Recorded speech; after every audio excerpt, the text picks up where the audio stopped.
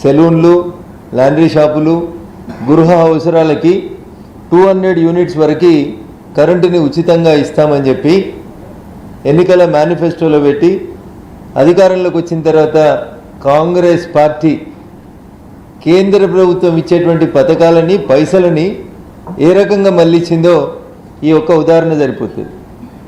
ఉదాహరణకి ఆ 200 యూనిట్ల ఫ్రీ కరెంట్ ఇచ్చేదాన్ని కేంద్ర ప్రభుత్వం ఇచ్చేటువంటి హర్ ఘర్ సూర్య బిజిలీ అనేటువంటి యోజనతోటి మిక్స్ చేసి రాష్ట్ర వ్యాప్తంగా మొత్తం 40,000 ఇళ్లను గుర్తించడం జరిగింది.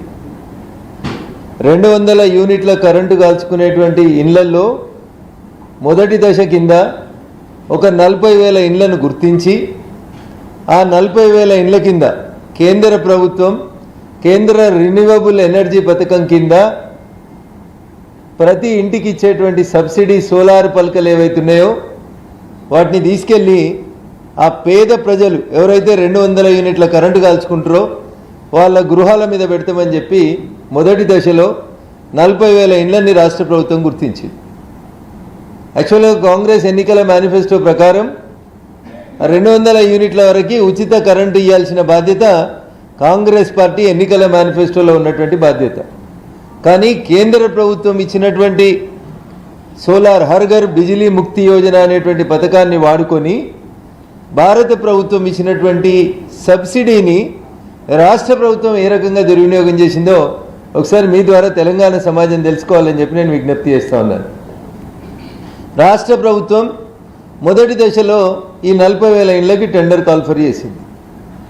ఒక ఇంటి మీద 2 కిలోవాట్ల విద్యుత్ ఉత్పత్తి చేసేందుకు రాష్ట్ర ప్రభుత్వం టెండర్ పిలిస్తే టెండర్లో పాల్గొన్నటువంటి సంస్థ ఈ టెండర్ను దక్కించుకున్నది 1,36,000 రూపాయలకి. రాష్ట్ర ప్రభుత్వం దగ్గర టెండర్ని ఒక సంస్థ దక్కించుకున్నది. 1,36,000కి ప్రతి ఇంటిపైన 2 కిలోవాట్ల సోలార్ ప్లేట్లని అమర్చేటువంటి పథకానికి రాష్ట్ర ప్రభుత్వం 40,000 ఇళ్లకి టెండర్ పిలిచింది. టెండర్ తీసుకున్నటువంటి సంస్థ రాష్ట్ర ప్రభుత్వంతో చేసుకున్నటువంటి ఒప్పందం 1.3 lakhs అని చేసుకున్నారు. ఆ సంస్థ మళ్ళీ టెండర్లు పిలుచుకొని సబ్ కాంట్రాక్ట్ ఇచ్చి ఆ సంస్థ ఒక ఇంటికి 86,000 రూపాయలకి సోలార్ పలకలు పెడుతుంది. రాష్ట్ర ప్రభుత్వం దగ్గర నుంచి కాంట్రాక్ట్ పొందింది 1,36,000కి. ఇల్లు మీద పలకలు బిగించేందుకు సబ్ టెండర్ సబ్ కాంట్రాక్ట్ ఇచ్చింది 86,000కి.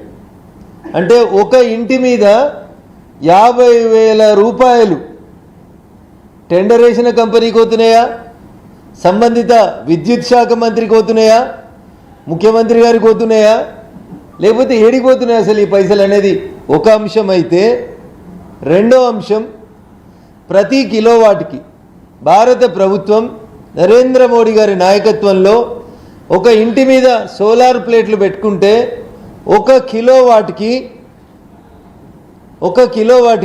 30,000 రూపాయల సబ్సిడీని భారత ప్రభుత్వం అందజేస్తూ ఉంది.